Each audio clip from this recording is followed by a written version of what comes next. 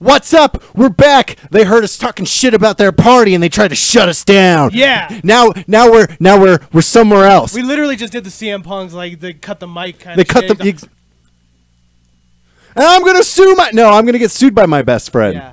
Man. Well, happy Labor Day. Happy Labor Day. Labor Day. More like don't Labor Day. All right. Yeah, all right. It was a big weekend for independent wrestling. But to start off, hey Connor, what kind of wrestling did you watch this week? I watched the greatest pay-per-view ever. A really good pay-per-view. A shockingly great pay-per-view, and we're going to be talking about it today. I watched All In. All In, of I'm course. super That's what we're pumped. talking about today. Hell yeah. I watched a little bit of stuff on the WWE Network. I'm trying to get all caught up on last year's Mae Young Classic. I watched all of it, but I'm trying to just refresh because I'm getting super excited for it. I watched a little. I'm about to go down a dark rabbit hole I don't want to go down. Why? I'm about to go. I'm smiling because I have a theory on what it might be. I'm about to watch Nitro.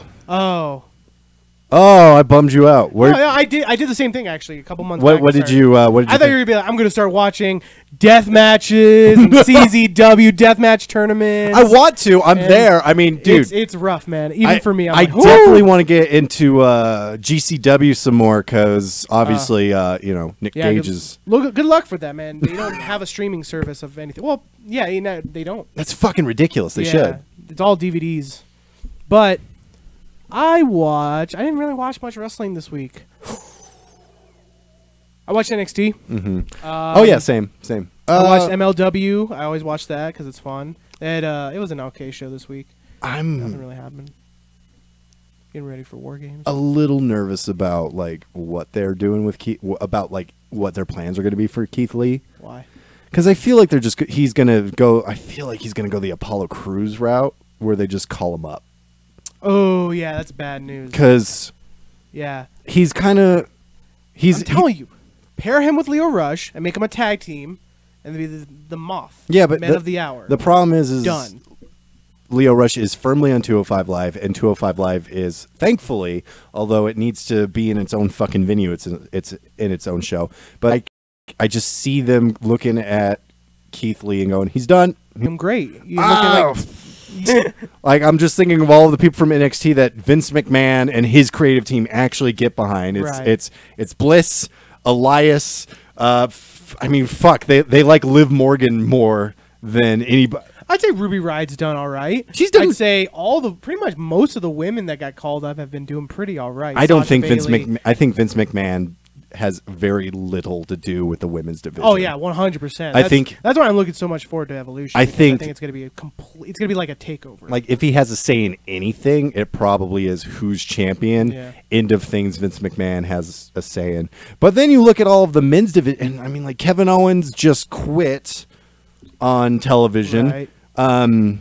Samoa Joe is killing it, I think. SmackDown, he's kind of Shinsuke's USA champion, which I know is like, oh, he should be the main eventer. I understand, but not everybody. It's not even that. I'm annoyed that they're doing this whole like, I won't be on TV until I have competition. Get him competition. Yeah, true. God, fair point. Fucking Road Dogg. He thinks like I love Road Dogg, but at the same time, he is not that creative. No. And when you call him out, he gets super like, well, I'm here and you're there. You still suck. Yeah. You still suck at creative, Road Dogg. Yeah. Just because you're there doesn't mean shit. Vince Russo was there and he's garbage. Yeah. You know it's not garbage. All In. Oh my God. This is a great show. People, if you are not privy to this information, let me tell you something.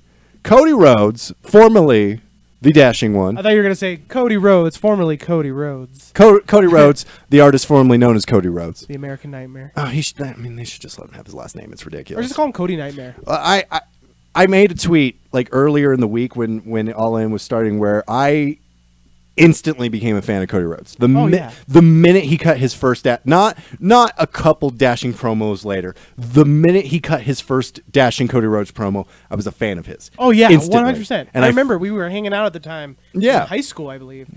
Was it high school? It was high school. It was on a SmackDown. I was like, this guy is going to be a star. He was coming out to the mirror shit. It was so fucking good. And his matches, they had him doing like mid-card matches with Daniel Bryan, so he was able to do a whole bunch of really good shit. And then I followed him when he was doing the undashing thing, which was great. It shouldn't have been great, and it was great. He knocked it out of the park. He's making people put paper bags on their face, and he was like, he was a monster. It was so good.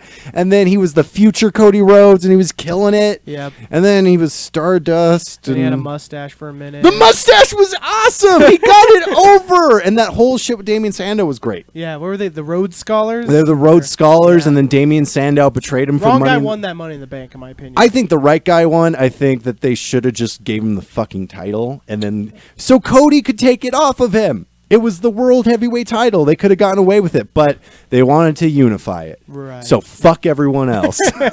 Right. And then he became Stardust, and that happened. And I love Stardust for the first month that it was happening. Like, where is he going to turn? When is he going to become? See, the wrong Cody guy again? turned heel. The wrong guy, like Goldust, should have turned on Cody. Yeah, but it should have been one of those things where Cody was like, I don't want to be you anymore. Like, you're living in your shadow. I'm always living in everybody's shadow. You know, I'm hiding behind my father. I'm hiding behind my brother. You know, and stuff like that. And he could have been a heel that way. So he eventually left the WWE. He didn't want to be Stardust anymore, and WWE said, Stardust no more.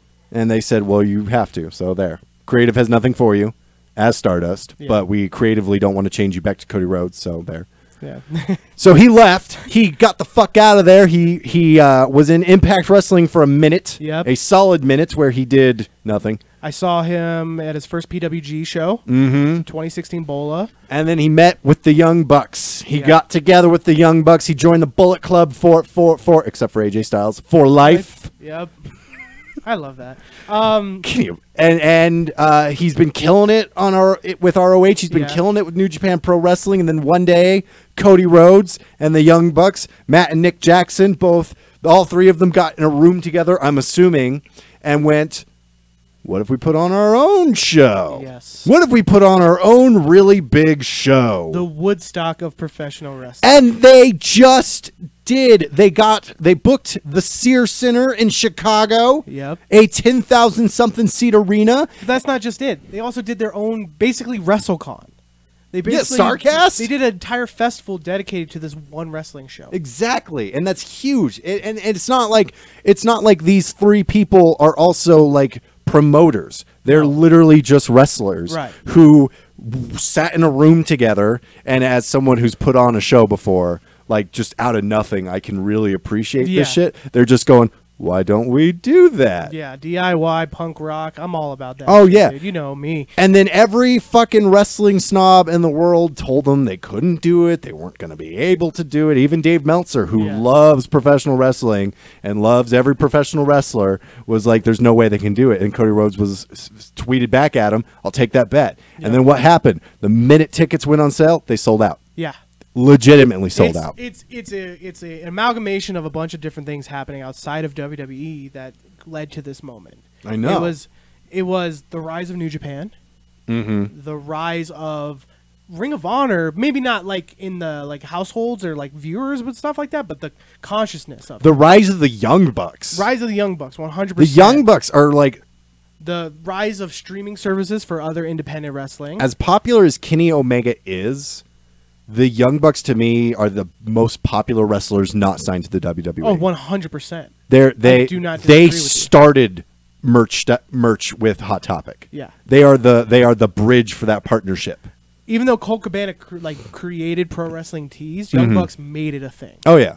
You know, and things like that. It was all. This show is an amalgamation of all that coming to fruition. And what they go from here, I'm actually really curious. They sold out Madison Square Garden, Ring of Honor in New Japan. That could have been on the back of All In, because people who couldn't go to All In now are going to that. And I mean, it's also around the same time as WrestleMania weekend, right? Of course. So, but apparently, according to Dave Meltzer, which take with a grain of salt if you want, like 70% of it were people are not going to WrestleMania. Yeah, and it probably would have sold out regardless. Yeah. But I'm curious to see in a year's time, people are stupidly sleeping on the independents. Oh, you know 100%. what people? You know what people like? Wrestling. Yes. You know what people want to spend money on? Wrestling. I think I think the Monday Night Wars are so like competition is so over. We no longer like competition is enjoying multiple products. Yes. Instead of, oh man, I hope like who's gonna put WWE out of business or who's WWE gonna put out of business? No. Why can't we? Cody Rhodes said it best before All In, where he said WWE it is wonderful, which is very smart businessman move. But they don't own professional wrestling. Right. And I think even Triple H would probably go, well, that's a good point. Yeah, exactly. And even Triple H has proved that with NXT. Even though it is WWE, it's not really. No, it's and that's the whole it's point what he wants it to be. What's dead now is the TV. TV in general is dead. Like, agreed. TV is a good exposure for wrestling, but it's not the end-all be-all. Oh, and that's why something like a Monday Night Wars will not exist ever again. You see people all the time talking about how bad WWE's ratings are. I'm like, but there's a billion ways to watch WWE. Yeah. You can watch it on the network. You can watch it on Hulu. You can watch it on USA. There is so many ways to ingest a product. And there's a difference between viewers and people who are willing to spend money on the product. You have 3 million people watching Raw every week. 1.5 million of those 3 million people watching have the network. Yeah. That's guaranteed money. That's retention. That's fans who are willing to spend money. Problem with WWE, they don't give fans a chance to spend money on things they actually want. The stupidest thing about WWE is the people who are buying tickets to their pay-per-views, the people who are buying tickets to their shows, the people who are subscribed to the fucking network are hardcore wrestling fans. Yeah.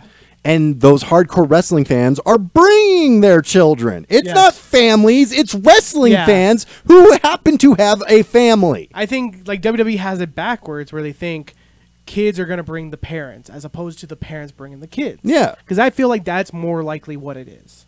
You know, you have those people who are diehard WWE fans, which honestly, I haven't really met a lot of them, but there are them out there who are like, I don't watch anything but WWE because they don't have the time. Like, I love WWE, don't get me wrong. Yeah. Like I see a lot of people on the internet who just want to shit on WWE, and I'm like, all right, easy, Mark, calm the fuck down.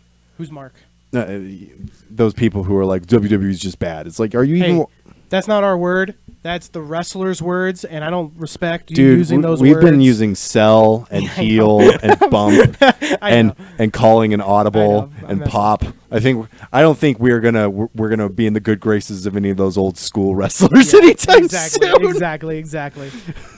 But we will not be allowed in their locker room anytime soon. Yeah, but. You want to just dive right in? Yeah, let's dive in. So, like, just a quick backstory. They've been promoting the show on the Being the Elite series. Yep. I mean, and, you know, if you've been following the Being the Elite series like you and I have, there was quite a few payoffs. They've been promoting it on Twitter, and really it's been just, if you're a wrestling fan, you've been following All In, and it's super exciting. And it's also curiosity. I was logged on because I was at work for the first part of All In. I was logged on just to see what the building looked like. Right. I was just so curious on how this was gonna. I was like, is it gonna look like a WWE product with non-WWE wrestlers, or is it gonna look like its own thing? And I think they found like a good mix between what Ring of Honor looks like and a WWE ring. No, as far as like independent, as far as three guys who allegedly have no idea what they're doing, they fucking knocked it out of the park. Yeah. A couple things they probably just from experience that happened that you can't fault them for. I won't even fault them. I don't think anything. I can't even nitpick this show. Yeah, because it was so fun. It was clean. It was very, very clean. Yeah, I mean, nothing seemed to there's problems production wise that happen.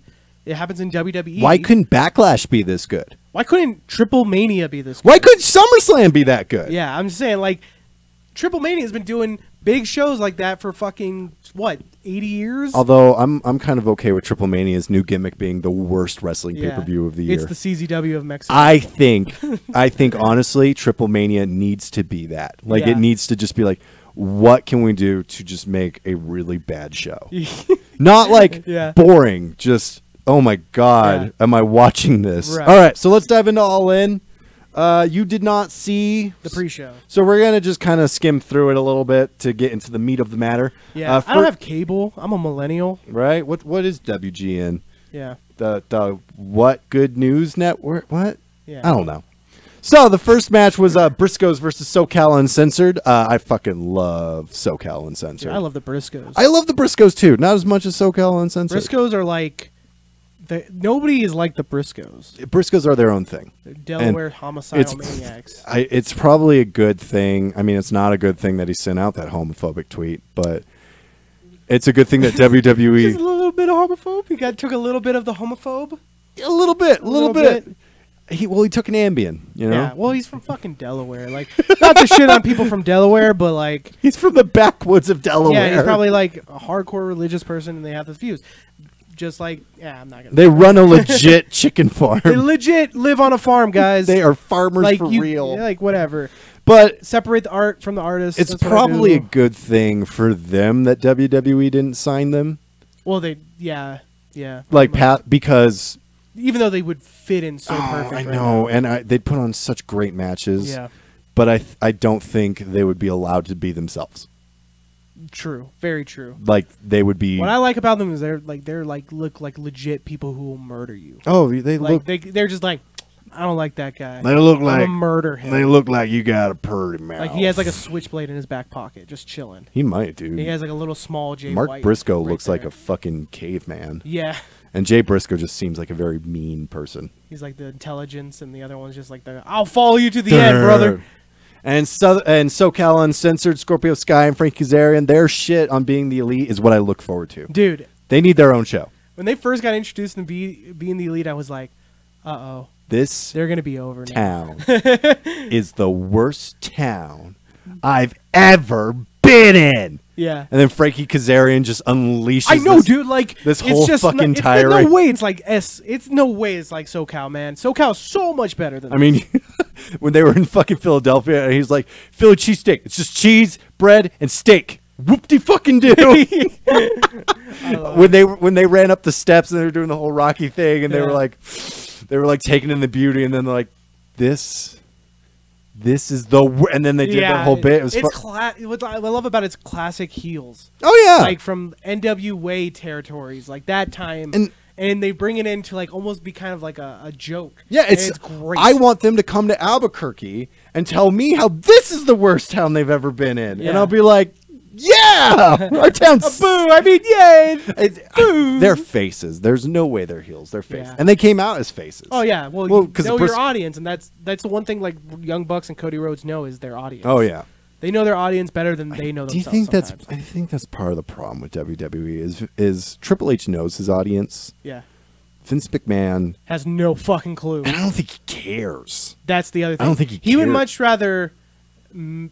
would much rather be wrong and it be his idea than be right and have it be somebody else's. Yeah. I think that's kind of like Road Dogg's problem too. I don't know. I don't know Road Dogg. I don't know how much control he actually has and everything. Well, I think he's head of creative on SmackDown. Yeah, but that means like you listen to Vince, and Vince tells you something, you do it. Road Dogg's such a I don't know. I don't know the man. I'm not gonna talk shit about the man I used to love because he said, "Oh, you didn't know? Your ass better call somebody." The deal, double G.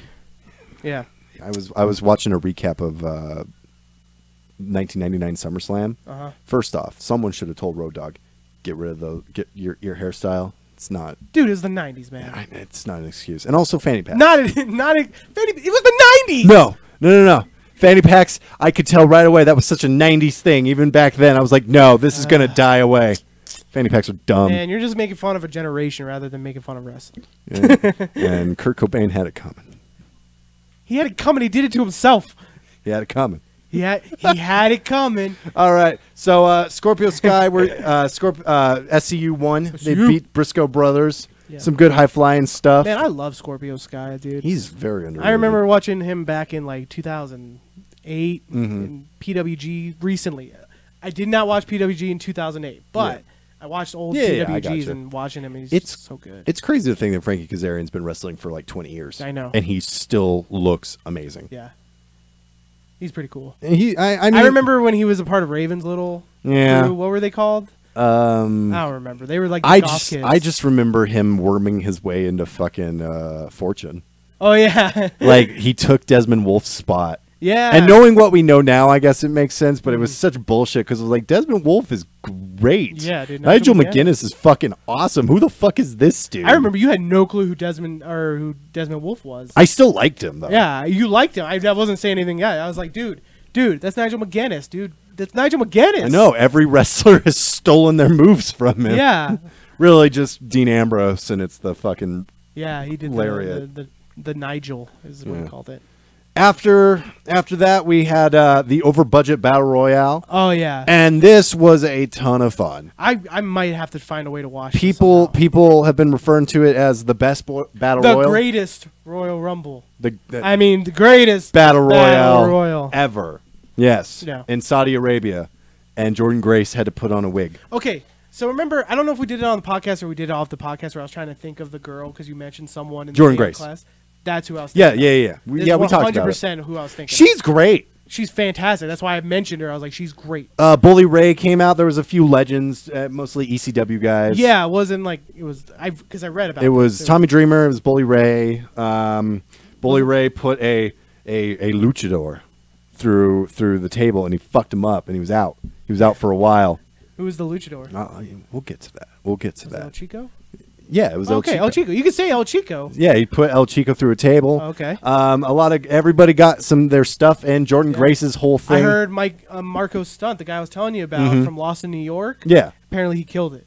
He did. Yeah. Oh, dude, I was telling you like after I watched Lost in New York, I was like, dude, Marco Stunt is going to be a player in about a year. Dude. Jordan Grace deadlifted Brian Cage. Yeah, dude. And then he deadlifted her. Yeah. That was terrifying. Yeah. Brian Cage is fucking huge. He is a fucking huge man for being so small. He's a colossus. He is a compact. But he's tiny. He's a tiny dude. He's like my height, dude. He's like 5'10". You're tiny, man. I'm not tiny. You're wrestler tiny. I'm not tiny. You'd be a cruiserweight. Thank you. I appreciate that. You'd be 205 live. I'd be like 205 live. Maybe 305 fucking live. low. It's all right. We'll make our own cruiserweight division, the boozerweight. The boozerweights. Because everybody's drunk. Where we're tiny compared to other wrestlers, but we're still kind of chubby. So the average 05. Where else are we supposed to wrestle? It's called Combat Zone. I don't want to get. I don't like glass. It hurts me. Yeah. But so towards the end of the match, it seems like Bully Ray's going to win when El Chico comes back, hits him with a super kick. Everyone's flipping out. What's going on with El Chico? Who the fuck is this dude? And then he takes his mask off, and it's revealed. Flip Gordon made his way into All In. Good. Cody tried to keep him out. Flip Gordon said, "No way, Jose." No, that guy's Chico. In WWE. I was like, it's Chico. But so I haven't seen this match, but I heard Best Friends stole some parts. Oh yeah. They're the best. Chuck Taylor kept trying to hug Trent, and Trent was not having it. And Ethan Page kept breaking it up. It's a crime that he has not signed to NXT because he is a perfect feud for Johnny Gargano because he used to feud and Evolve. They were gonna do something with him. They were Impact was supposed to bring him in, but I think he was with Joseph Parks. Yeah, he was positively he was. Ethan, but he is so good. He's super underrated. If he just happens to come across this podcast, I want him to know that I see you, dude. You're really good. Oh, if we're doing that, I just got to say, I'm like Session Month Martina. You're my lady. I respect everything you do, and you should go to the NXT UK division session. You're the best. Do you really want her in the NXT UK though? Hell yeah, dude. They're gonna water her down to literally just be, I don't know, No Way Jose, but a female form. That's fine. All right. Okay. All right. I'll take it. As long as she can still be the Irish party girl, I'm good. I don't think she's pulling a condom out of her vagina and hitting people with it. Dude, that's fine. All right. I'm okay with that. That's not why I love her. Okay. Cool. It's everything else. The condom part was just, I was like, whoa, buddy. Whoa. All right. So the All In kicks off the official pay-per-view. Flip Gordon won the Battle Royale, by the way. So he's going to be facing Jay Lethal. He's taking on Black Machismo. We don't. Spoiler alert. Spoiler. I'm just kidding. Oh, please. He's been doing it. First off. Yeah. I mean, I have such mixed feelings on Jay Lethal since the Taylor Hendricks story. Like, I know that ROH was like, no wrongdoing was discovered. I'm like, well, yeah, it's because you probably asked Jay Lethal, did you do it? And he went, no. Yeah. And they're like, all right, cool, investigation over. Well, also, she made up a bunch of stories about other people, too. Taylor Hendricks seems like a troublemaker. Me Too movement. You know, whoa, buddy. Easy. Let's pump the brakes on that one. So, All In starts off with MJF, who is like Indie Miz. Maxwell Jacob Friedman. Indie Miz. He just wants you to know that he's better than you. Yeah, Indie Miz. You know it. Good job, Indie Miz. Yeah. I would say he's Indie EC3 since EC3's in NXT now. Yeah. Yeah. But he's great. He's great. Taking on Matt Cross. Yep. Who M-Dog. Who's got that? He is aged very well. Yeah, he aged like he did not age, but when he did age, it was like, all right. He's like, I'm gonna look like a handsome old man who also known as Son of Havoc. Son of Havoc. He was on a very crappy season of Tough Enough. He was also on WX or Wrestling Society X, I believe. He's one of the founders of the CZW movement. Yeah, he did. He was in Hardcore or Backyard Wrestling, the video game. He did some stuff for Ring of Honor. Yep, he's been around. He's great. He's a legend that nobody's ever heard of. I remember him being eliminated for really stupid reasons. Yeah, because he's really great in the ring, but then Trish Stratus is like, I can't get him to emote. Shut up, Trish. Yeah, you don't get out, butt out. Shut up, Trish. I mean, you're arguably the best women's wrestler in history, but shut up. All right. I said arguably. Arguably. That's why I shut up. All right, let's talk about MJF versus Matt Cross. This was a good match. You told me you were like, nah, man. I enjoyed it. I feel like if the main event was so cut for time, in hindsight, you could have probably done in hindsight, it's one of those things. They didn't announce it. You could have. This match would not have been missed. Yeah, I only have two things to say about this match. One, it was all right. Oh, actually, then three things. One, it was all right. I liked it. I wouldn't have put it as the first match of the show, but I think they're trying to book it more gets better over time rather than book it like how you kick it off with a bang, slow it down, then you bring it back up, slow it down kind of idea. So in that case, I understand it being first. My problem is, should not have been MJF. Agreed. MJF is great. He's new. I get the bring in the fresh faces. Throw him in the Battle Royal. It would have been perfect. I think they both should have been in the Battle Royale. Matt Cross, no. This is why. Oh, okay. It should have been Will Ospreay. I don't know why Will Ospreay wasn't booked for All In. And he would have been a perfect opponent for Matt Cross because they're both... Because I think the story they were trying to go with this was the old generation versus the new generation of indie wrestling. Because this is a celebration of indie wrestling. Yeah. Matt Cross came out in 2000s, was with the Backyard videotapes that were sold at Smart Mark Video. He was a wrestler's wrestler. He was the wrestler of the extreme stuff. Yeah. And he was a high flyer, and he brought that basically game, like he brought in, like he fought with like Jody Fleisch and Johnny Storm and Teddy Hart and all these guys, and he was kind of like the focal point of that, the high flying craziness of the early 2000s. If you would have done Will Ospreay, you could have told a story of two generations of high flyers. Maybe not even. I mean, I'm sure maybe like World of Sport is why Ospreay couldn't be a part of it. That's the thing. I don't know. Because he's on New Japan. I don't know why they couldn't get Will Ospreay, but like any other, I think just any other like high flyer other than, like I don't know why they got MJF to do it. Yeah. I think, like I said, the story they're trying to tell is the old guard versus the new guard. And MJF is a fairly new wrestler. But he's such a radically different wrestler than Matt Cross. That's my problem with it. Like, if you're trying to tell that story, you got to show the similarities between the two generations. Like, shit, you could have almost had, like, I mean... I don't know, like Hot Fire Myron Reed or some shit. Everfly.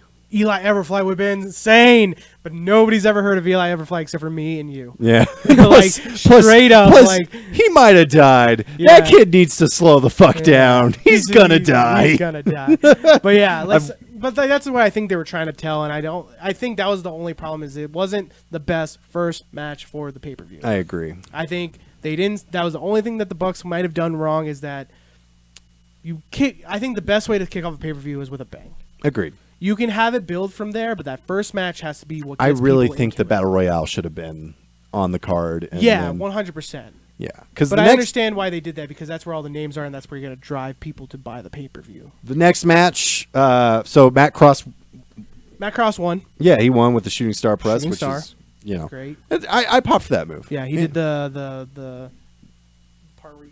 arms and the ropes, and he's do a springboard, and a cutter. He did it nice. Yeah, like Tyler Bates stole.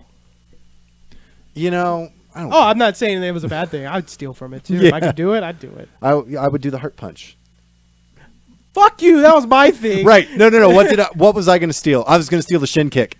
The sweet shin music. There you go. There we go. There you go. I was going to do the heart Although punch. I wouldn't do the DDT. I love Marty Scurll's like super kick to the shin. Side kick. Yeah. I think that's great. Yeah. After that, we had Christopher Daniels,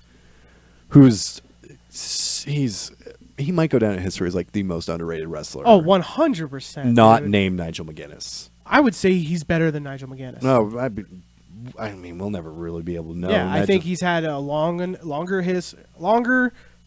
career. He's been in the generations of the 90s. He's been everywhere. 2010s. Although I watched one of his very few WWE matches when he wrestled for like Sunday Night Heat or whatever. Yeah. His ring attire was bad. Oh yeah. I wouldn't have signed him. But he took on the Arrows, Stephen Amell. The most gorgeous looking man in professional wrestling. I'm just kidding. He's pretty. He's a good looking man. He's a good looking man. He's a good looking dude. Yeah, he can. Stephen Amell, if you're somehow watching this, good on you, dude. Yeah, good for you, man. He's Canadian, right? I think so. I think so. They said that in the commentary, but I don't know if that's true. Oh. Well, anyway, so it's Casey Jones, dude. This is what can you say? It's Casey Jones, dude. He might be the new Casey Jones, but he's not my Casey Jones. Casey Jones is always Casey Jones. I'm gonna have no matter who plays. I'm gonna have to look up the actor who played Casey Jones in the I was trying to movie. say you can't even name the other guy. But he's whatever. my Casey Jones. Okay. All right, okay, like pump the brakes, buddy. Okay. Don't come into my Teenage Mutant Ninja Turtles world and you dare let the Michael Bay version slip through your. Oh man, I'm so mad right now. Do you really want to get into the Ninja Turtles debate? No, let's not. I will murder you. This is I'll destroy you. I will kill you, dude. I know more about Ninja Turtles than probably you. You're so lucky that this is a wrestling podcast. A Teenage Mutant Ninja Turtles podcast. Call it Coming Out of Our Shell. Oh yeah, there you go. New title. New title. Yeah, I'm just letting you know right now. Wise man said, never pay full price for late pizza. Right. All right. Fucking, you don't even know. Anyway. I fucking know. Don't even pretend. It just wasn't a good joke. Christopher Daniels taking on Stephen Amell. Yep. Stephen Amell's second match ever. You were talking about the Battle Royal being on the off the pre-show, and that match I think this should have been. Should have been on the pre-show, not because it wasn't a bad match or anything like that. I think this is the match that would get people to buy the pay-per-view. And I think it wasn't a bad match, so I can't really complain about Stephen Amell's performance. But Stephen Amell is not a wrestler, right? I thought this is what I think. I think it was a great match. Okay, sorry, a good match for what it was. And what it was Stephen Amell being there for his buddy to bring star power back to the show. Yeah. And I think it did that. I think Christopher Daniels did the best he could with him, and it was great. They put him with, the best possible person to carry him through the match is Christopher Daniels. Yeah. The match was good. You can tell that he's only wrestled twice before. And that's not a bad thing. That's just an observation of Conor Griffiths. No, it's, if you and I had a match, it would probably be pretty bad. Yeah, because you could tell when someone's pretty new to wrestling by looking at their feet. Yeah. And his feet were everywhere. He didn't know what to do with his feet. Trying to do too much. And he was blown the fuck out, dude. Like, by the end of that match, when he did the coast to coast, man, he was exhausted. It wasn't even that good of a coast to coast. Yeah, you can see Christopher Daniels like leaning his head. I'm sorry, like Shane McMahon's coast to. I'm like. Whatever. No, hold on. Don't be a hater. I'm sorry, man. All right, there's Rob Van Dam's coast to coast, and then there's Shane McMahon's coast to coast, and I'll say, yeah. How dare you? Shane McMahon's not a wrestler. How dare you say Rob Van Dam's coast to coast is worse than Shane's? I don't think it's worse. I just think Shane McMahon's better. Wow. Shane McMahon. He did a flip. Rob Van Dam did a goddamn flip. He did it from a springboard. So that's all it takes for you? That's all it takes for you? He did it from a springboard rather than standing there, placing his feet, thinking about it, taking his time, waiting for him to finally feel comfortable. Rob Van Dam literally jumped and did it. You're so easy to please. All right? You're so easy to please. So he does a little flip. How dare you? How dare you? You and I were gonna get along, and then you had to run your mouth about Casey Jones and teenage. And now I'm like, I'm out for blood. No, dude. How dare you say Shane McMahon's better than Rob Van Dam at the Coast to Coast? I'd say Killian Dane is better than Shane McMahon at Coast to Coast. Oh, you're fucking wrong. You're wrong as shit. You're so wrong. You know what? I'll even say it. Stephen Amell's Coast to Coast is better than Shane McMahon. Ah! No! You take that back. No. His Coast to Coast look like shit. I dare you to try to make me take it back. Challenge, take it back. That's not how challenges work, man. Damn it! I thought it would work. God.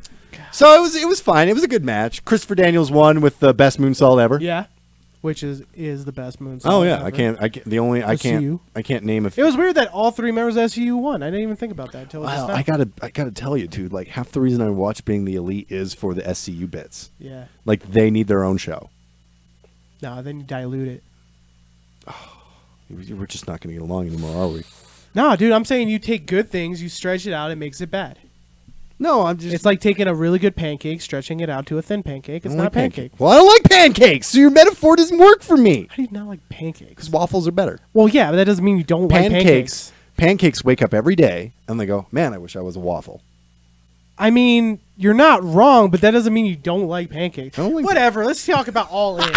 Or I'm going to murder you because you don't like food. I do like food. I love lots of food. But you don't like pancakes. I don't like pancakes. Why don't you like pancakes? They're literally just waffles but flat. I'm burnt out. Like I had so many pancakes when I first like moved out and was living on my own. You were probably having gross ass Eggo pancakes. No. That cost like $1 for 57. No, dude, we made our own pancakes, and let me tell you something about pancakes. You really don't need anything for pancakes. You can literally just stare at a pan and go, "I want a pancake," and it might show up.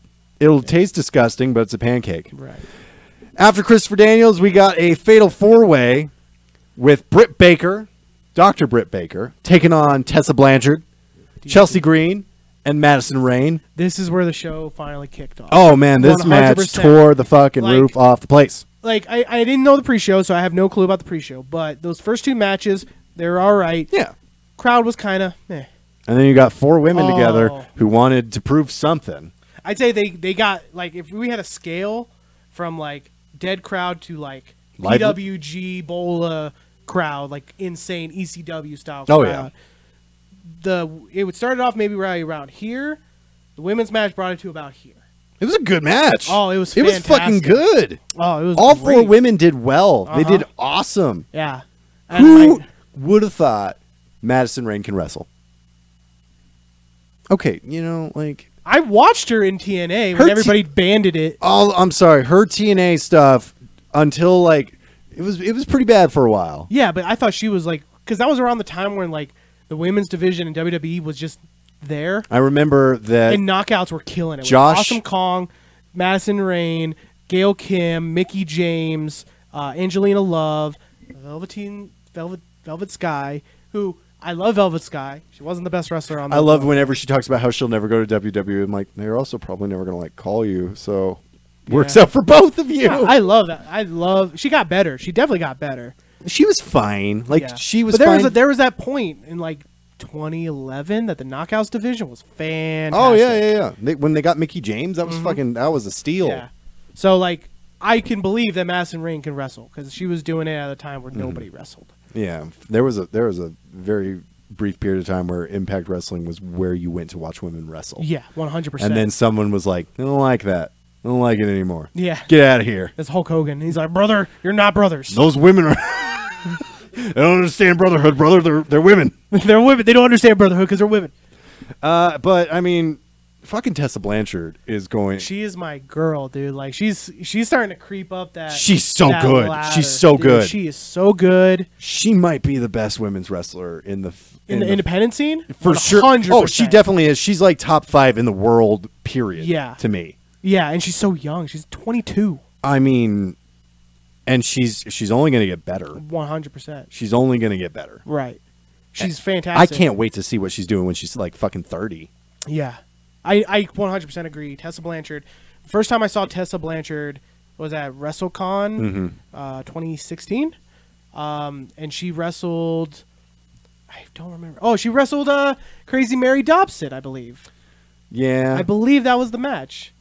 And then her dad came out and they like high fived and they shook hands. Her finisher was a slingshot back body drop. It was cool. Chelsea Green got some good stuff in. Dude, she killed it too. And I was shocked. I was one because I think we talked about it. We were like, I was a little worried that Chelsea Green might ruin this match. You and I have not been feeling Chelsea Green. No, because she hasn't like proved any. Like she had a fantastic match with Tessa Blanchard in Wrestle Circus about a year ago, and that's like the only good match I've seen from her. And that's not saying she's a bad wrestler. I'm saying that's the only match she's been put in a position that she can kill it. I'm just not crazy about her character. I love her character, especially the way she did it that night. Yeah, I think it's better. Like the Laurel Van Ness stuff was a lot. It was two-faced. She literally had the Laurel Van Ness. See, I can get behind that. And then she had the clean Chelsea Green, and she's like contemplating who is she tonight. Love that. And loved it. Britt Baker's adorable. Britt Baker's so cute. She came out to fucking Adam Cole's music. I haven't heard Adam Cole's music in so long. I forgot how great it is. They can never break up. I mean, they can. They can. I mean, I don't have control. I don't want it. You know, I'm not like an Indian father trying to force a marriage together. Man. Did that sound racist? No. All right. Cool. I was trying to be political and like just out of nowhere. Shouldn't do that. Just out of nowhere. And like, but yeah. So she came out to Adam Cole's music, and then she had that dope like screen where it's like the super kick to the jaw, and it's breaking the teeth, and it's like because she's a dentist. She's a dentist. She's literally a dentist. I want a gimmick. I want her to do a gimmick where she breaks people's teeth, and then it goes to a segment where she's repairing it as the dentist. And she's like super apologetic about it. She's like, "Oh, so sorry, I didn't." No, there's different people. I'm sorry. There's Dr. Britt Baker. And then there's wrestler Britt Baker. Yeah. I'm going to fuck you up. And then, who did this to you? Yeah. That'd be great. Yeah, she was great. Chelsea Green got a tribute to her, she got in a woo tribute to her boyfriend. That was nice. That was, I don't know. It's one of those things that like I've always had this discussion. Like, does it not demean, that's the wrong term. Like, does it lower a female wrestler to do moves of their male counterpart? No, I don't think so. Because I don't think it does either, but it's one of those things where I think about it. Because I think Deonna Purrazzo said something on Twitter. Is like I'm not who I'm dating. Well, I think a huge difference between like Deonna Purrazzo and Chelsea Green is Deonna Purrazzo is so fucking good in the ring.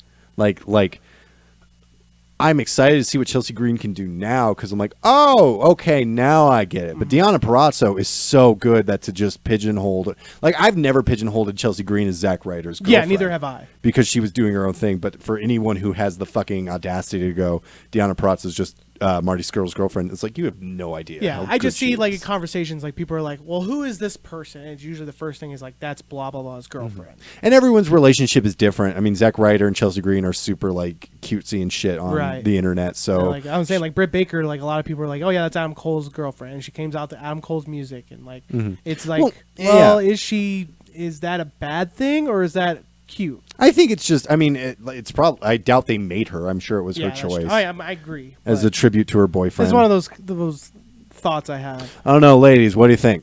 Yeah, leave in the comments. Would you come out to your boyfriend's theme? My theme is going to be move, bitch, yeah, I was get out make the the way. Same joke, dude. I was 100% on the same level. I was like 100%, but I'm like, I'm going to let Connor go first. Just in case. That way, when they come out to my theme, it's move, bitch. Get out the way. I feel like get out the way. Mickey Avalon, my dick bitch. or something.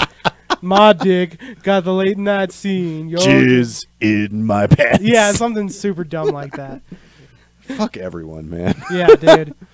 So, I mean, first off, shocking that in an independent wrestling pay-per-view that a Fatal 4-Way featuring 4 women is able to fucking produce such a buzz. Yeah. It tore like that could arguably be the best match of the night, even though it wasn't. I said arguably, it wasn't, because we both agree on what the best match of the night was. And I am so happy because it's got my guy. It's got my fucking guy in it. Yeah. And it's got my guy. I have more shirts of my guy than anybody else. Who are they talking about? I don't know. Who are they? Tessa Blanchard won with her hammerlock DDT. Yeah. She got the win. I don't like that as her finish. I'm it's not talking shit about anything about the match, but I'm just saying, like, hammerlock DDT. I'm not. I mean, Andrade has such a nasty looking DDT that it's cool. But I'm not comparing it to Andrade. I'm not saying because no. She shouldn't. I'm saying like she can come up with a better move. I think like she could do a code breaker. I love the Magnum. Yeah. Magnum was a great finish. I want to see some submission shit. Yeah, but every female wrestler has a submission move. Okay. Have you noticed that? Yeah. It's really weird. That's fine. I don't understand why. It's better than last year's Mae Young Classic when they all won with a spear. Oh shit, that's true. I never thought about that. Bianca Belair had a spear. Yeah, whatever. After that, we had suddenly the National Wrestling Alliance mattered again. I know, dude. I was gonna say the exact same thing. I was like, I never cared about the NWA as much as I did that night. I still don't, but I liked the sentiment. I've always been on board with the NWA because I feel like that's history, and history should be remembered, not forgotten. And that's why I was super stoked by Billy Corgan buying it. Mm-hmm. And I was just like, oh shit. Dude. I mean, but they just haven't done anything with it, and that's why it feels like the way you're thinking. I like the idea. I like your idea of him, instead of having like a promotion, just having a champion. Yeah, he doesn't sign wrestlers to a promotion. He signs one guy, and for how long he plans on having them have the title. I think that's fucking genius. Yes.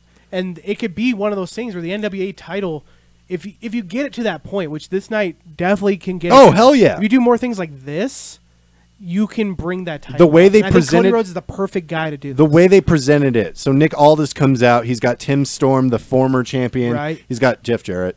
I love Jeff Jarrett, man. I've turned so far around on Jeff Jarrett, man. He's great. Fucking Sanjay Dutt. That wasn't Sanjay Dutt. That was Arya Daivari. Or Sean Daivari. Sean Daivari? Yeah. Sorry, Sean Daivari. Sean Daivari. For some reason, I was like Sanjay Dutt. Yeah. Sanjay Dutt would make way more sense. And then who's the other one? Who's the other guy who came out with it? It was his... It was... I remember it was fucking... Oh my god. No, Glacier... Did Glacier come out? Glacier came out with Cody. Yeah, that's... Of all fucking people. Yeah, I don't remember who the other guy was. Anyway, so Cody comes out with Tommy Dreamer. Tommy Dreamer, DDP, Glacier, his father-in-law. Mm-hmm. And Brandy and his dog. And then I think his trainer. Yeah, the whole family came out to see Cody. Yeah, the Nightmare family. And he came out with freaking Pharaoh. Oh, that dog is fucking cute. So cute. Yeah. That dog is so cute. Oh, my God. He was so well behaved. The Siberian Nightmare, they called him. It was adorable. So cute. Brandy looked great. Oh, yeah, she does. She always does. Yeah. I still want our gimmick of her just being like just completely no-selling what wrestling is. And just like, yeah, we're going to beat you up, you meanie. That was fun. I enjoyed that. That was a good time. She adds so much dynamic to Cody. Like, Cody, it's insane. Cody, he's not the most like athletic. He's still athletic, so I'm trying to figure out how to word this. I've been thinking about this. I think he's one of the most consistent wrestlers going today. I don't think you're never going to get a Kenny Omega match out of him. You're never going to get an Okada match, but the way he presents his character, the way he tells his stories is so consistent with who he is that I'm like, he's top 5 like wrestlers in the world. I wouldn't put him me personally, I wouldn't put him there, but he's on his way. He's so good. I just say he's most consistent because like every Cody Rhodes match I've seen has never been the best, but it's always been one of the most one of the most cleanest matches. He's like an independent wrestler. He doesn't make a lot of mistakes. He's like an independent wrestling version of Triple H. Yeah, I would say so. That's why he put on Twitter, I'm the game now. Yeah. But this match was great. This is where the show exploded. Oh, hell yeah. This is where the show became what we were expecting. This was great. Everything leading up, you're kind of like, where's the fun? Where's everything you promised us? The women's match was like, oh, man, you're like right there. And then this match blew it out of proportion. It was a really good match. It was a ton of fun. I mean, I've never really been crazy about Nick Aldis. I did, but I like Nick Aldis. He's also one of those wrestlers he's good. Yeah, he's never been like, he's not mind-blowingly good, but he's good, and that's fine. Yeah, I don't need you to be mind-blowingly good. Just be good. Yeah, and they told a bunch of great spots. There's Cody probably bladed.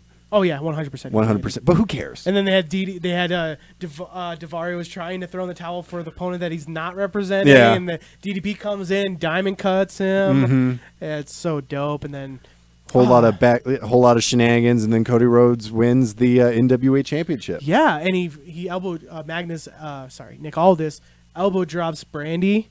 She rolls it outside, and then she's like, "Fine." I'm like, "Fine, I'm cool."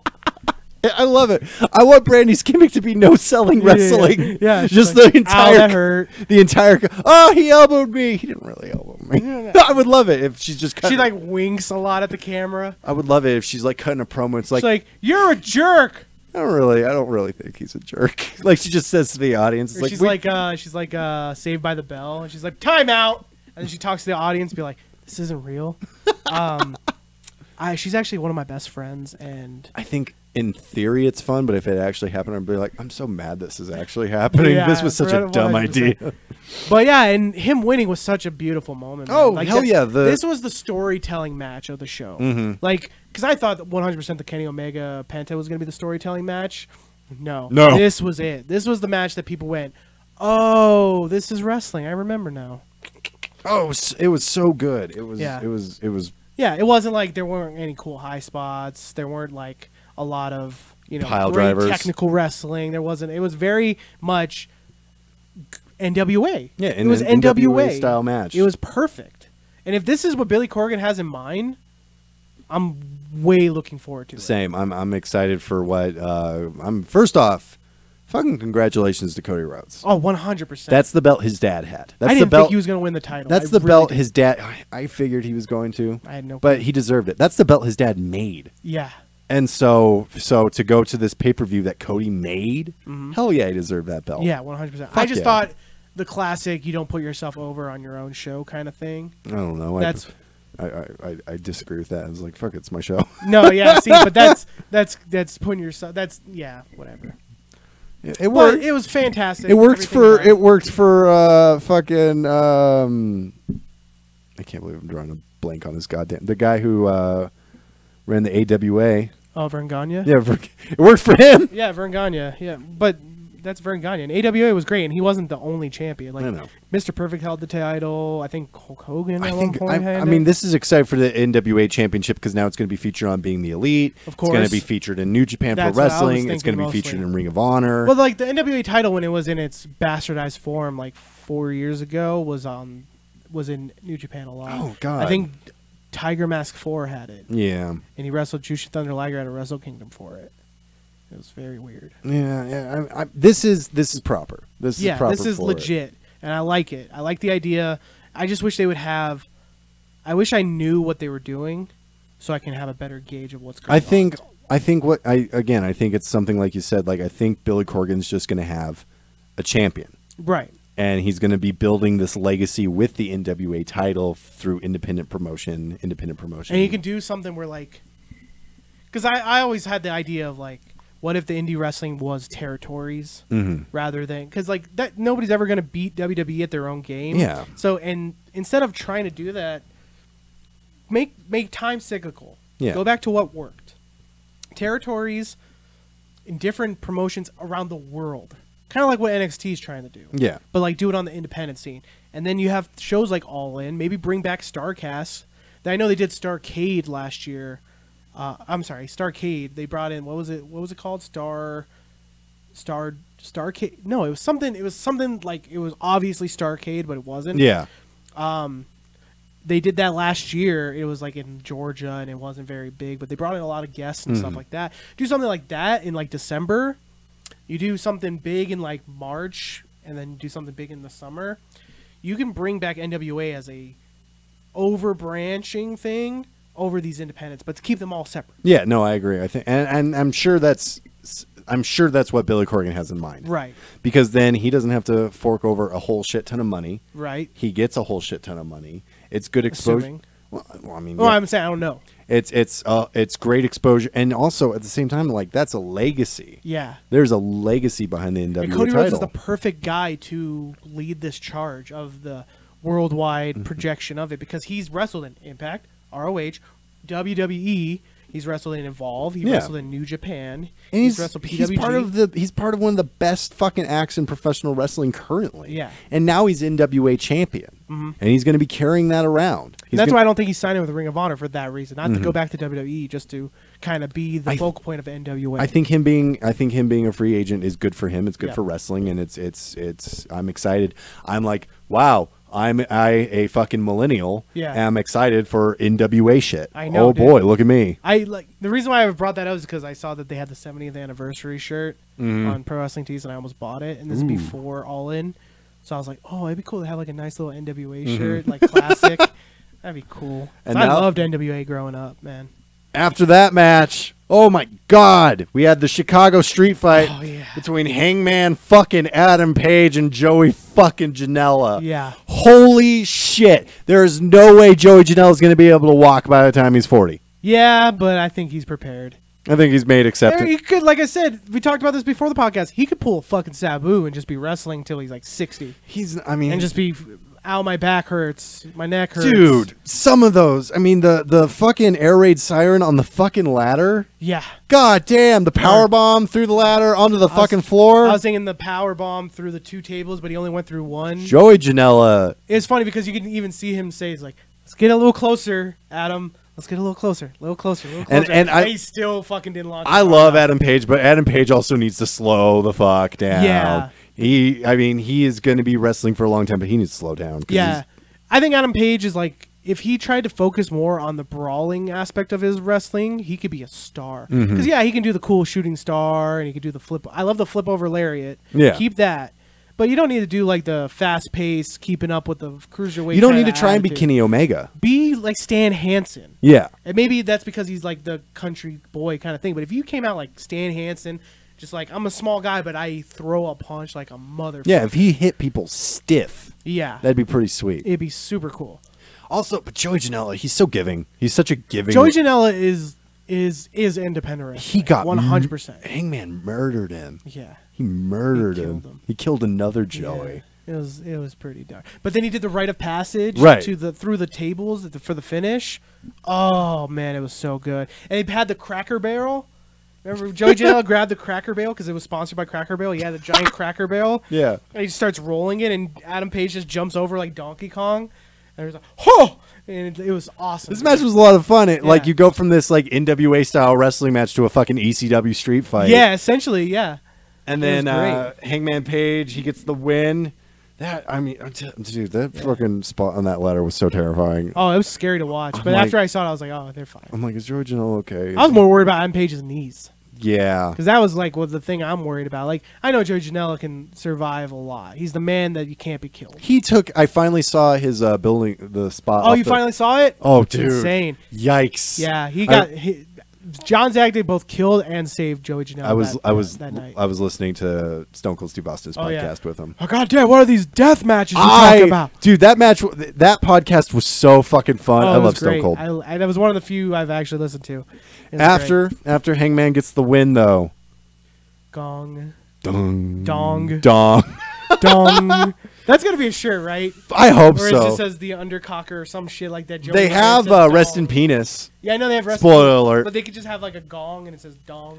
So Joey Ryan, who Hangman Page brutally murdered with a phone. Yeah. Oh, they had the phone spot too. Oh yeah, that's cool. That was funny. Yeah, that match was for being the Elite fan. Yes, 100%. For people who have been following being the Elite because they got the boots. That boot spot was fucking hilarious. The dick druids. Yeah. Oh my God, the penis druids. Fuck yeah.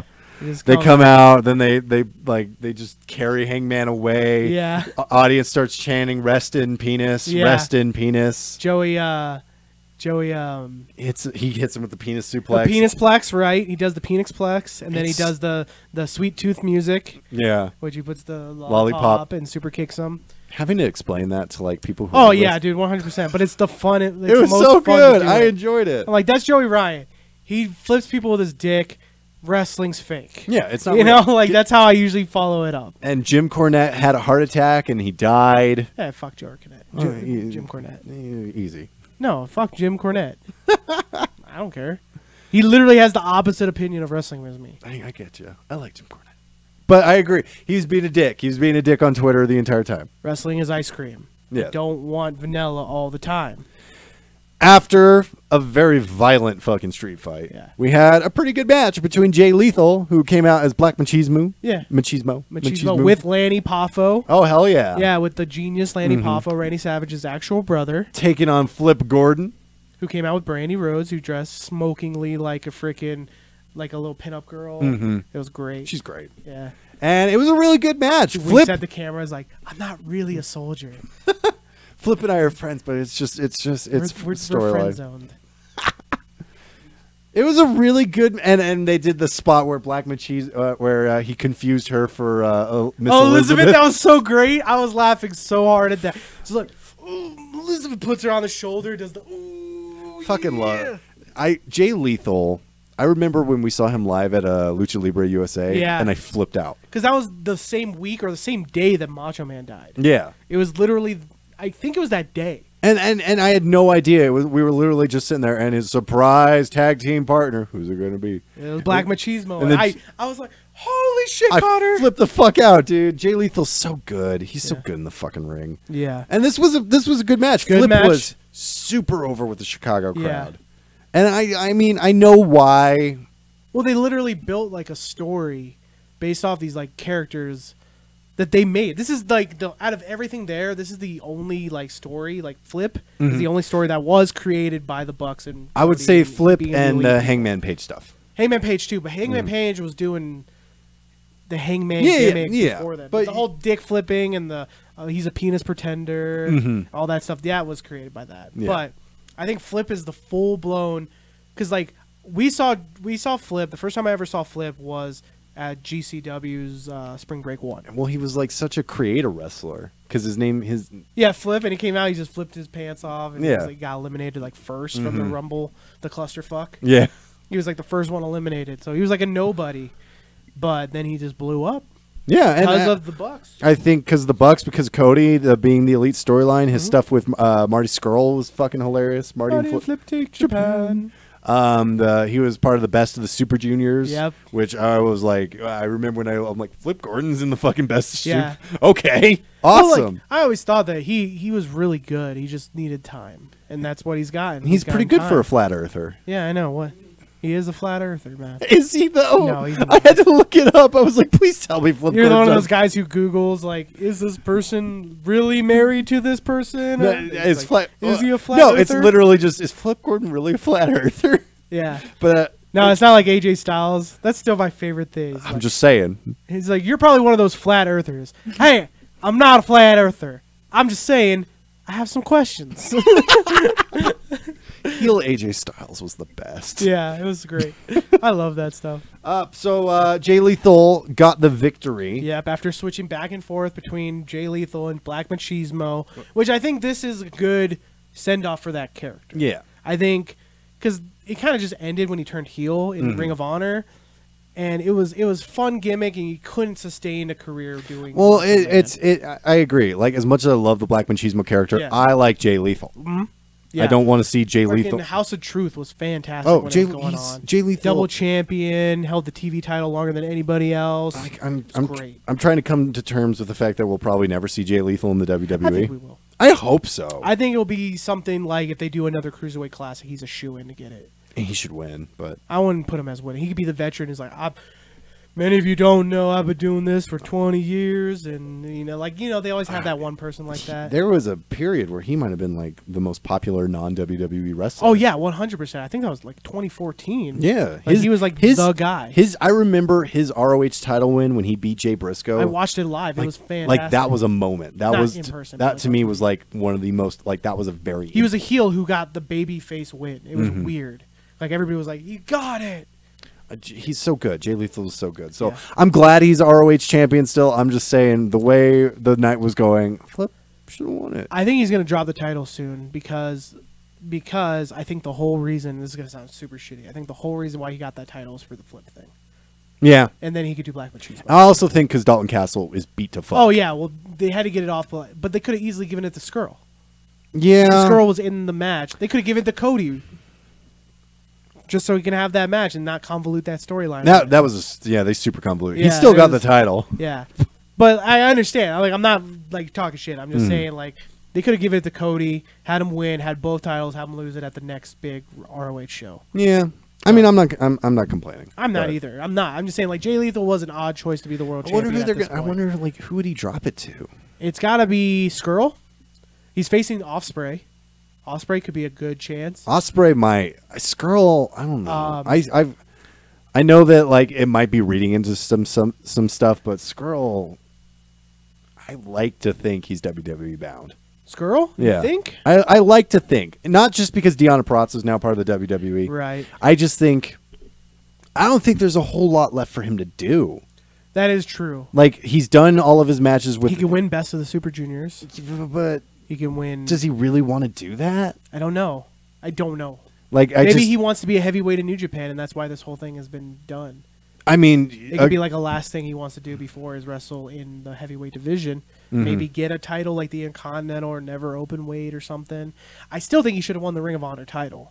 I agree. Because it was perfectly set up, and then it could have been the Ring of Honor champion versus the former IWGP champion. It could have been built a lot better than that.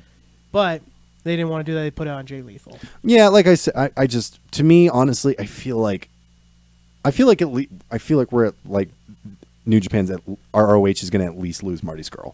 I think that's a possibility. But I don't know. Because I don't know what Skrull wants to do with his career.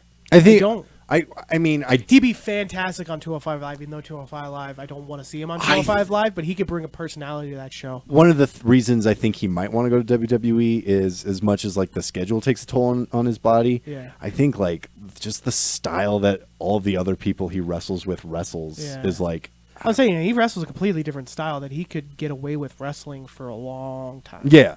You know? I would love to see the leaders get back together. It might be nice to, like, you know, not wrestle a bunch of people who are dropping me on my neck. That'd be a pretty... You guys ban pile drivers? Well, I'm there. Yeah. And it also might be because Bryan's back and he wants to wrestle Bryan. He wants to wrestle Bryan. I mean, AJ Styles is there. There's, like, a whole litany of, like, dream matches for Marty Scurll. But fucking I'll never say never. Yeah. We don't know. This is I don't know when his contract's up. That's the other thing. Like... We know Bucks are up this year, and but they're going to resign. I don't think Bucks are going to resign, but I think they're going to stay with Ring of Honor. I think it's to open up flexibility with be more part of New Japan, maybe, so they can make that their priority. Start wrestling. I think maybe even Impact. Go to Impact, not under a contract, but just like to wrestle in Impact. Yeah, I could see that. I don't know about that one. Go to like CMLL. I'm sure they like any chance of signing with the WWE after All In might have just been like, why? Right. We don't need to. I can see them even doing something like this. I have no basis for this.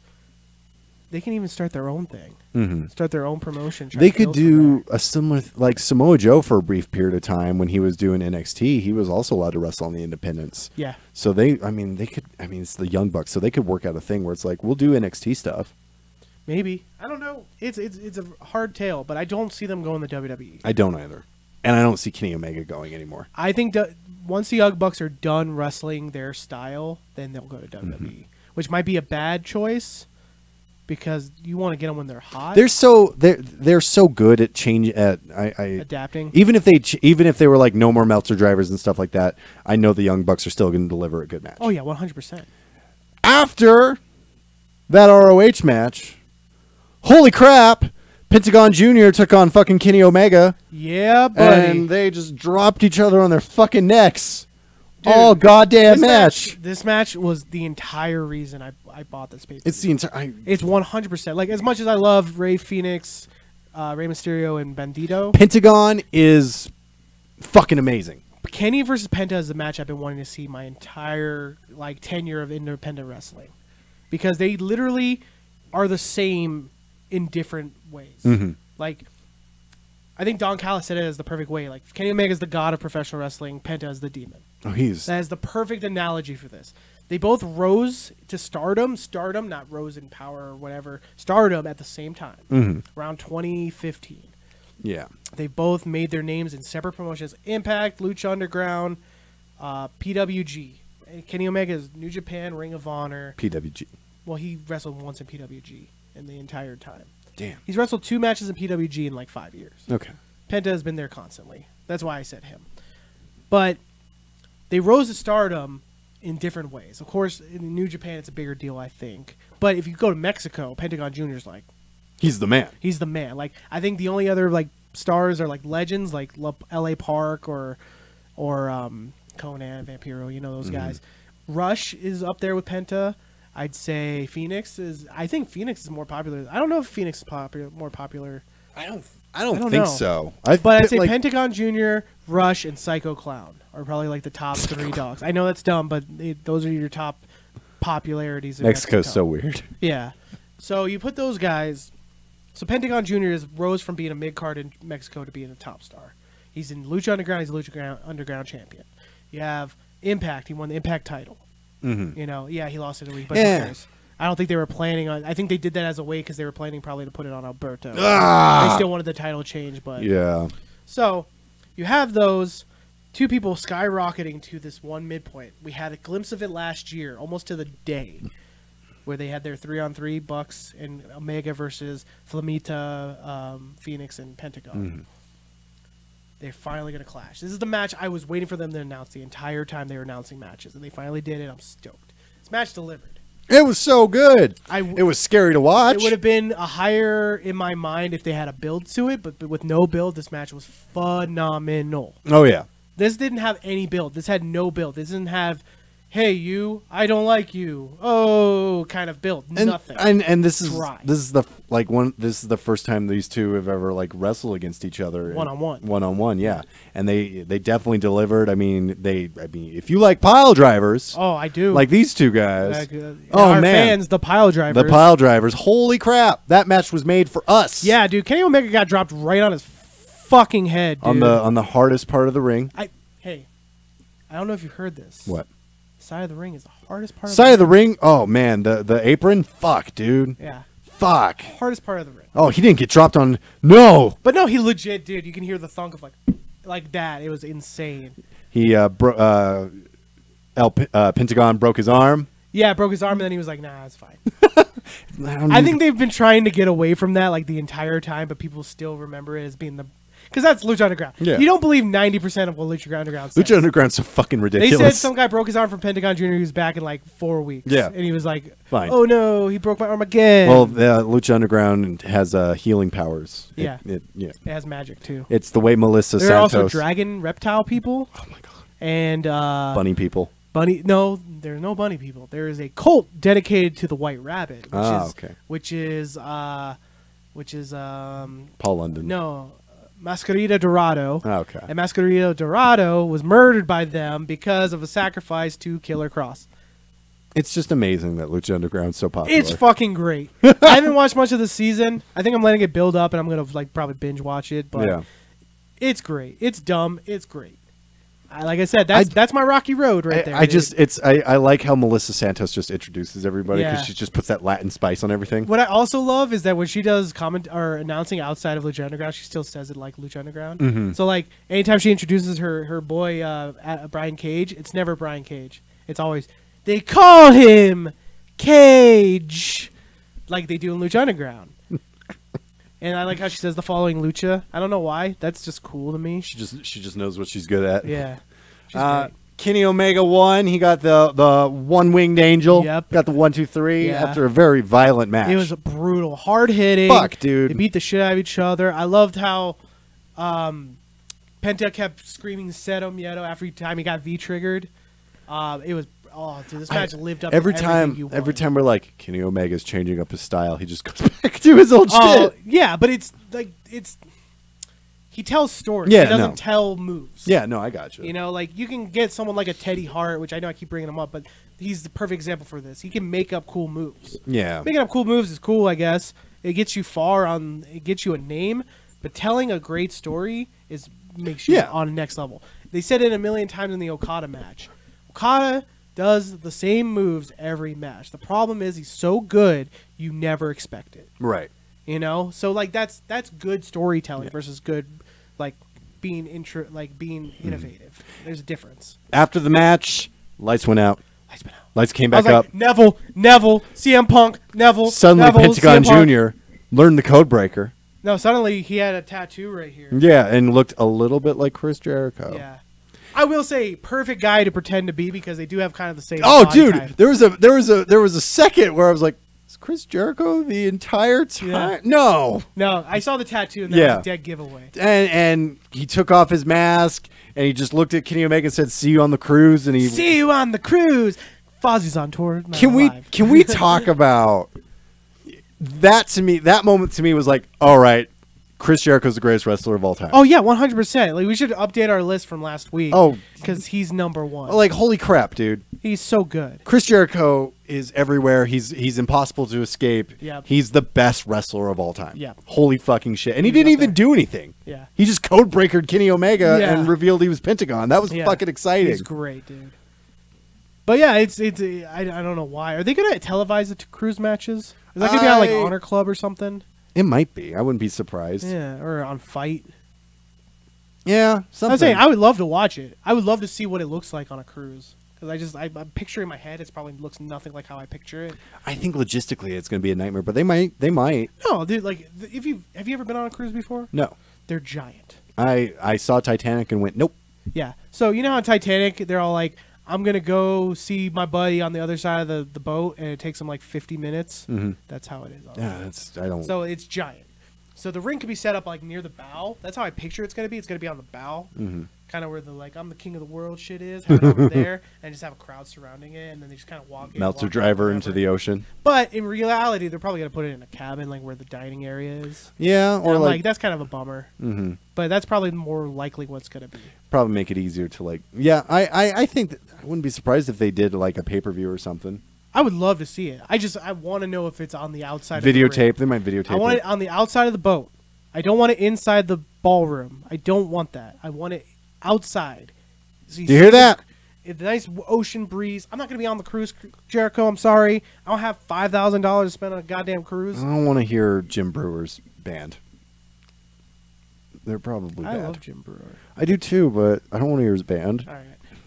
Who wants to hear a Metallica cover? Do your Jamaican line. Do Goat Boy. I'll pretend I'm Jamaican, man. Go back. I like that. After that, Kazuchika Okada took on Marty Scurll. The villain. The villain. If you've been following Being the Elite, the entire premise is Marty Scurll is fucked. Yeah, and he's too small. And he was still kind of fucked. Yeah. But he got some good shit in. This is the match we were talking about earlier. This is match of the night to me. This is the best match on the show. Oh, hell yeah. It's hard to argue because it was literally everything it wanted to be. Mm-hmm. It was New Japan style, which I don't know if they did that on purpose, but it was New Japan style where it's like a long, grueling, told a great story. Yeah. Both guys were even though the story was that Okada's better than Scurll. He got murdered by a fucking drop kick. Oh yeah, dude, and he freaking broke his fingers. He cracked the umbrella. That was so great, dude. Oh, when he went for the Rainmaker and then he got the umbrella. Yeah. Marty Scurll is so fucking good. Yeah. And he's such a good like comedic bad guy. He could do any type of wrestling. You put him with a high in the flyer, same match. In the same match. You put him with a technical, he could do it. Put him with a comedy wrestler, he can be fun. And I think that's why I think that's why he's going WWE. I'll believe it when I see it, 100%. But he is the next guy because like they've pretty much signed everybody. Yeah, you know when they started saying Shane Strickland's being noticed, I'm like, all right. Oh, you're Christmas. I mean, like Shane Strickland's great. Shane Strickland's great. I feel like Matt Riddle's one of those guys. But he's no star on like the independent. I feel like Matt Riddle's one of those guys where it's like good Matt Riddle. No, Matt Riddle, dude. Matt Riddle was killing the independent. I'm telling you this, not to say fuck you, but fuck you. I watch independent wrestling religiously. He is like a marquee name.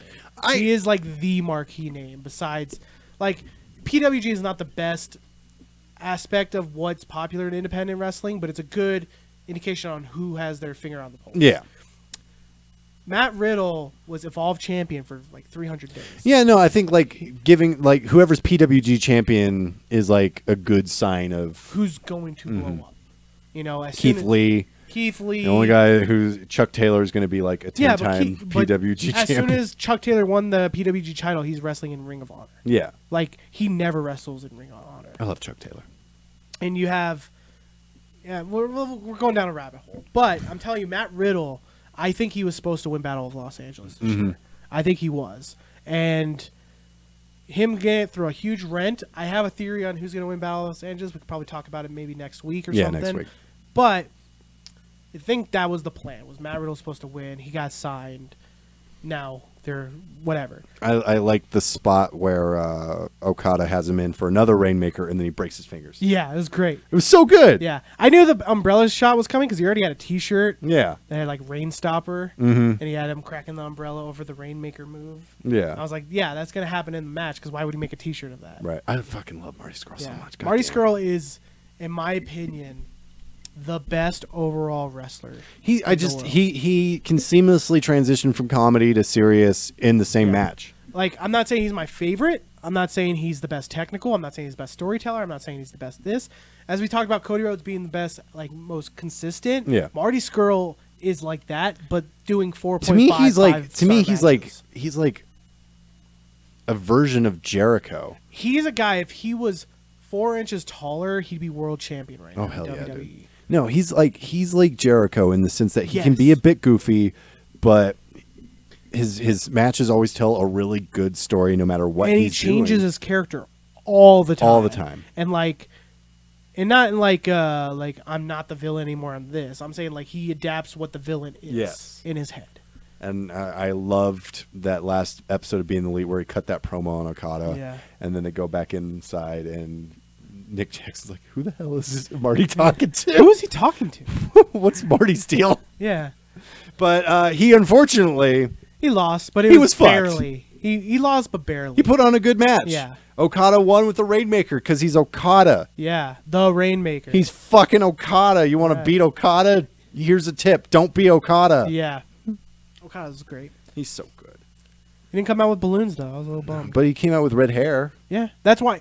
Dude, I don't know if I want to say this on the podcast, but... You think he's going to LIJ? I think they're setting up for him to go to Los Ingobernables. That'd be pretty fucking sweet. Because Los Ingobernables are going to become like a face team, especially with the whole Hiromu thing happening. They're going to be a huge face thing. I could see like next year him... Because Chaos is kind of becoming a heel faction, but Okada's still baby. Yeah. And then they're not turning Okada heel. No way. Nobody would ever boo Okada. But then it could be a cool thing where he like finds comfort in the LIJ, joins up with them as equals. Because LIJ, yes, Naito's leader, but he's not really the leader. He's the best out of those 5. He's just head of the gang. Yeah, I love LIJ because they're just a gang. Yeah, exactly. And I think Okada's has the right aesthetic for an LIJ. Come in, team with Naito. They had that huge feud. They kind of got respect for each other. Go after the tag titles for a while. Yeah. Because they can't all be in the main event scene at the same time. And Okada, he was champion for 700 years. Yeah. Exactly. He needs Give him a break. Yeah. And have him be an LIJ and feud with Chaos. I'm down. I would love to see that. And then the main event... Young Bucks and Kota Ibushi. Man, this match was on Fast Forward. Taking on Rey Mysterio, Phoenix, and Bandito. I love Bandito, dude. He's going to be huge, dude. Oh, hell yeah, dude. He's only 22. I didn't know that. I was like, oh, he's probably been wrestling for like 10 years and blah, blah, blah. And, I think the main story behind this match took away from what was a really exciting match, regardless. Yeah. They cut 16 fucking minutes. Right. The whole match was high spots. Oh, fine. That's fine. No, I understand that. But I bet you they were having more of a story. Because wasn't some actor supposed to come out with Rey Mysterio and shit? Like that was just gone. They were talking, like, nah, fuck it. They were talking smack about him, about the Young Bucks and stuff like that. I'm sure they were supposed to do some big league kind of thing. Nope, just high spots. Nope, high spots. And it was fun. We have 10 minutes to get this match over and then the feed gets cut off immediately. Yeah, it's like, oh, be a record buddy. You have a good night. Yeah, exactly. And it was fun. It was a lot of fun. Yeah, there's not much to talk about. There's a lot of good spots. They did that sweet. I loved how Kota Ibushi and the Young Bucks came out dressed similar. I love that. I love that. I don't want to see Rey Mysterio go back to WWE. I like this. I just don't know what they're gonna do with him once he's there. I like this Rey. This Rey wrestles really good. He wrestles with people who can wrestle. Yeah. And keep up with him. Dude, you see that fucking springboard backflip he did? The Senton Atomico or whatever? Not the Senton Atomico, the I don't remember the name of the move. No. Keep talking, I'll think I don't think if he goes back to WWE. Asaya Moonsault. The Asaya Moonsault he did. If he goes back to WWE, I don't think it's gonna just go back to the way he's gonna be in the mid card with Jeff Hardy and Randy Orton. Yeah, I don't want to see that shit, dude. Yeah, I like Rey Mysterio when he's doing good shit, but when Rey Mysterio has to fucking hop up so he can just reverse something into a Hurricane Rana, I don't want to see that. Yeah, Rey Mysterio, he got better being away from WWE. I agree. Ray, don't go. Don't do it. Don't. We like you where you are. You're so good. Yeah. And you have so many more matches to do. I want to see you versus Skrull. You can take time. They're not going to let you take time. Go into the Hall of Fame, but don't go back to the WWE to wrestle. You know, you might have a point there. He is going to the Hall of Fame. He's going to the Hall of Fame, and then he might wrestle WrestleMania and then be done. I hope so. That'd be cool. That'd be sweet. Yeah. I'm in. Then he goes back to AAA, fights like Psycho Clown. And a really bad Triple Mania match. It's like we're going to climb the cage, and then the match is going to be It's going to be a reverse cage match. You have to climb into the cage. Yeah. Why? Yeah. Rules. Yeah. I didn't, like, this is a little off topic. I finally caught up on Triple Mania this week. And that main event, what? What is this match type? So there's 4 people. 2 of them have to climb out. Once they climb out, the cage rifts, and then they have a real match. Why don't you just have the match? You're trying to make sense of. I'm just saying, like, I just don't. So the Young Bucks. Why did you have the match in the cage still? Young Bucks win with a Meltzer driver. They get a 1, 2, 3. Yeah, and there was the point where they did the more bang for your buck right before it, and Ray Phoenix went to go break it up, and they're like, "Don't break it up! Don't break it up! Don't break it up!" And he breaks it up, and they're like, "Shit, we got to do the Meltzer driver." Hell yeah! You know? Which is a perfect poetic ending to the show. Since wrestling's fake, I don't really care about that shit. Yeah, I anymore. know, but I just thought that everyone used to get all on John Cena when you could hear him call a spot. No, but I just like the like. Yeah, that just cracked me up. I wasn't talking shit. I just thought it was funny. No, but yeah. I love how it ended. From the man who started this entire thing, Dave Meltzer with a tweet. It ends with the Meltzer driver. Hell yeah. That's poetic, dude. That's a perfect way to end it. And they thank the crowd, and then the feed gets cut off immediately. Right, and then did you watch the after video that somebody posted? I watched it live because I was looking on Twitter what happened. And they do like their farewell. I was like, oh, yeah. Because of you, there might be an all-in 2. We're not confirming it. Whatever. But I like some nice feel-good stuff. They're all like, we had 30 seconds left to go, and we made it. It was real good. Yeah. They did a real good job with this. I don't for their first show. I think we need to I think people need to pump the brakes because you saw a whole bunch of people like, oh, WWE needs to watch out. No. No, this to me wasn't a takeover of WWE. It was a celebration of independent wrestling. Yeah, and to me it was just like, let's put on a show. If they were to get the blessing of Vince McMahon and bring in guys, they would have brought in all the legends who've made independent wrestling. Hell yeah, you would have seen a Mick Foley there. You would have seen. Well, I'm not considering Mick Foley as independent wrestling. I'm talking about through the 2000s. Like you'd see Daniel Bryan. Oh yeah. Daniel Bryan would have been perfect because he basically Samoa Joe, CM Punk if they could Styles, Adam Cole, all of pretty much Undisputed Era. You know, like guys like that. It was more of a celebration of independent wrestling. That's why I called it, like somebody compared it to Woodstock. I just recently this year went to Woodstock. Yeah. To the museum and went through the whole thing, and I was fascinated by it. This does remind me a lot of that, where it was a DIY punk, huge agenda. It wasn't trying to take over the radio, but it was a celebration of what the radio should be. Yeah, no, and that's what this was. And you know, again, I love Jim Cornette, but I feel like anybody. Hold on. Because you had all of those contrarians and all of those people who just wanted to shit on what happened. What's wrong with celebrating wrestling? Nothing. Literally nothing. Nothing. Before we sign off, because we're getting a little late, going later than we were expecting, can I just talk about this commentary? It was amazing. It was fucking great, dude. Excalibur's my favorite commentator. And maybe that's why I like PWG so much. But his commentating is fantastic because he has history and the personality. And he's so funny. He's great. All they need to do... I'm not a huge fan of Ian Riccaboni or whatever his name is. I think he's very much like well, you never thought that you'd get to... like that. I'm like, I'm not into it. Don Callis, second favorite Don Callis is so fucking good. Second favorite commentator. If they threw Kevin Kelly as the third guy... Steve Carino, but he's with WWE. I'm talking about people who actually... He should be on commentary. Kevin Kelly, Don Callis, and Excalibur, dream team. Man. Hell yeah, dude. Oh, it would have been great. No, commentary, everything about this show from top to bottom, like, if you're complaining, Jerry Lynn as the ref. I forgot about that. Jerry fucking. He pushed over Christopher Daniels. And he's just like, he's the whole reffing show. The whole reffing show. Yeah, that was great.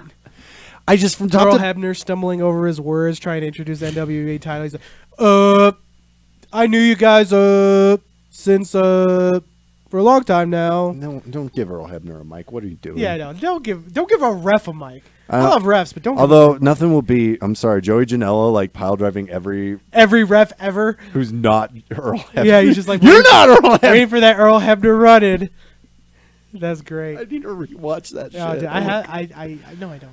It's on Flow Slam. Yeah, because they basically went out of business. I think all their stuff's now for free. Oh, cool. So I think you can find it there. I'm going to watch it. Yeah. I just feel like to complain about anything and All In is literally just wanting to complain. Yeah, that's you being a dick. Yeah. If you do that, because like it's not about how good the matches were, even though they were. They were real good. It's not about that. This is about showing the world. Quotes that WWE doesn't own wrestling. I can't think of a bad match on the card. Even the Stephen Amell match, which to me is the weakest match on the card, was still good. Yeah, it was better than his Stephen Amell match in SummerSlam. Yeah. You know? Well, I mean, that... And then Neville showed up. Where was fucking Neville? I think Neville is going to... I don't know if he's going to... I mean... He might be going to World of Sport. He might be going to New Japan. He might be going to all three. New Japan, be going ROH. To Impact. I don't know if you're going to see him in Dude, Impact. if he went to Impact and then feuded with Austin Aries, and then it's Austin Aries being like, oh, so now you're coming here?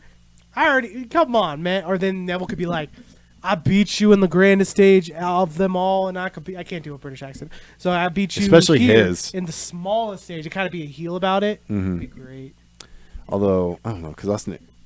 And then show them what they could have done. Yeah. Ooh, I like that. Let's do that. Yeah. You suddenly sold me on him. I don't know why you're so down on Impact still. It's fantastic. I'm not, honestly, the moves they've been making with their women's division is enough to make me kind of like check it out. Yeah, Sue Young, who I predicted when I first saw her, I was like oh, Tessa Blanchard was the start, and then Scarlett Bordeaux. I was like, I was like, when they signed Scarlett Bordeaux, I was like, that's a fucking steal. Yeah, that's a fuck. Tessa Blanchard is a fucking steal. I swore Scarlett Bordeaux was gonna be in the Mae Young Classic. I was betting money on it. Like holy shit! Of all of I'm like, damn, you stole Scarlett Bordeaux. And I think they were trying to get Io Shirai. They were trying. No, I think Don Callis has said I was trying to get Io Shirai, but she wanted to go to WWE. Although she's I'm like, women's wrestling's so good. Yeah. Like all over. Cool. I can't complain about women's wrestling at all. Yeah. Yeah. I'd say if you sign everybody who's in the Mae Young Classic this year, you have yourself a damn good women's division. Oh fuck yeah, dude. And I was gonna make a joke, but couldn't think of it. We've already made enough terrible jokes. Speaking of terrible jokes, we should have a little thing below that says all these are jokes. Please don't hate us. Right? Maybe we should make a T-shirt that says "Please don't hate us" and then it says "Sit down and Piledrive." Maybe we should just not sit. Yeah. All right, guys. Thanks for tuning in. We are Sit Down and Piledrive. Let's get that outro. Bam! Outro. All right, guys. Tune in tomorrow on Twitch.tv for what I am assuming is the series finale of Tales from the Undertaker. Ooh. I thought last week was the series finale. Is this the epilogue? This is the epilogue, I believe. Where the heroes are 5 years later, they have families and kids, and then they're like, oh, it is a terrible time. It is the last episode of the famed tabletop RPG on Color Circuit. Tune in tomorrow. We've also got comedy night on Wednesday. Thursday we're doing Controller Alt Delete, the video game show. Fridays Ludum Tempest. We got Thursday Screen Source. It's the other, not nearly as good, YouTube podcast. I'm saying it. I'm saying it. Yeah, we're going to the Color Circuit Wars. Yeah, the Color Circuit Wars. Yeah. We are we're Nitro. No, because then we lose. Oh, okay. We gotta be WWE where they already were better, and then we come in and just kick the shit out. We're like ECW, but with money. Yeah. We're the ECW. We're the bad boys. Yeah, we're the bad boys. We're the bad boys. We say fuck. We're just bad boys. We say fuck all the time. We're a couple bad boys. All right, guys, for Sit Down and Piledrive, I'm Connor. I'm Connor. You guys have a good night.